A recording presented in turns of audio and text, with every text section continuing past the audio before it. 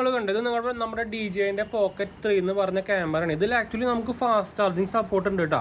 ഇത് നോർമലി കമ്പനിക്കാരൊന്നും പറഞ്ഞിട്ടുണ്ടായിരുന്നില്ല. ഇത് 25 വാട്ട് വരെ നമുക്ക് fast charging PD charging support ഉണ്ട്. ഞാനിപ്പോൾ റീസെൻ്റ്ലി നമ്മുടെ എന്താ പറയുക ഒരു PD ചാർജർ കണക്ട് ചെയ്ത് നോക്കിയതാണ്.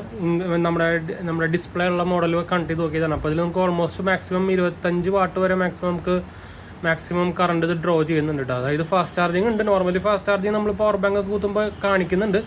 പക്ഷേ എത്ര വാട്ടേജ് വരെ ഫാസ്റ്റ് ചാർജിങ് ഉണ്ടെന്ന് അവർ പറഞ്ഞിട്ടുണ്ടെന്നില്ല. ഫാസ്റ്റ് ചാർജിങ് ഉണ്ടെന്ന് പറഞ്ഞിട്ടുണ്ടെന്ന്, പക്ഷേ എത്ര വാട്ടേജ് വരെ ഫാസ്റ്റ് ചാർജിങ് ഉണ്ടെന്ന് പറഞ്ഞിട്ടുണ്ടെന്നില്ല. അപ്പോൾ 25 വാട്ട് വരെ നമുക്ക് സപ്പോർട്ട് ഉണ്ട്. ഞാൻ ഇപ്പോൾ അതിൻ്റെ സ്ക്രീൻ കാണിച്ചു തരാം. ഇതാ നിങ്ങൾക്ക് ഇവിടെ കാണുന്നതായിരിക്കും ഫാസ്റ്റ് ചാർജിങ് എഴുതി അങ്ങനെ ഉണ്ടോ. അപ്പോൾ നമുക്ക് 25 വാട്ടിൻ്റെ സാംസങ്ങിൻ്റെ ഒക്കെ നിങ്ങൾക്ക് 25 വാട്ടിൻ്റെ ചാർജറൊക്കെ ഉണ്ടെങ്കിൽ നമുക്ക് അതുകൊണ്ട് സുഖമായിട്ട് ചാർജ് ചെയ്യാം. ഈ സാധനം പെട്ടെന്ന് ചാർജ് ആവും. അപ്പോൾ ഇതെന്തായാലും ഈ DJIന്റെ പോക്കറ്റ് 4 ഇറങ്ങുന്നുണ്ട്.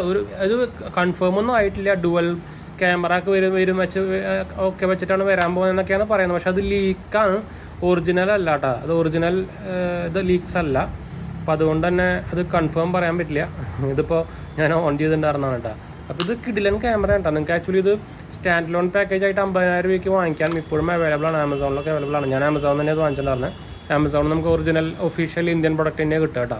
അപ്പോൾ ബാക്കിയുള്ള വേറെ സ്ഥലത്ത് നിന്ന് വാങ്ങിക്കുമ്പോൾ സൂക്ഷിക്കാൻ മറക്കരുത്. അതിൻ്റെ ഫ്രണ്ട് ബോക്സിൽ നിങ്ങൾക്ക് കാണാം ഇന്ത്യൻ മോഡലാണെങ്കിൽ അവർ സെപ്പറേറ്റ് DJI ഇന്ത്യയുടെ സ്റ്റിക്കറും കാണാനൊക്കെ ഉണ്ടായിരിക്കും അതിൻ്റെ പുറത്തത്തെ പാക്കേജും കേട്ടോ.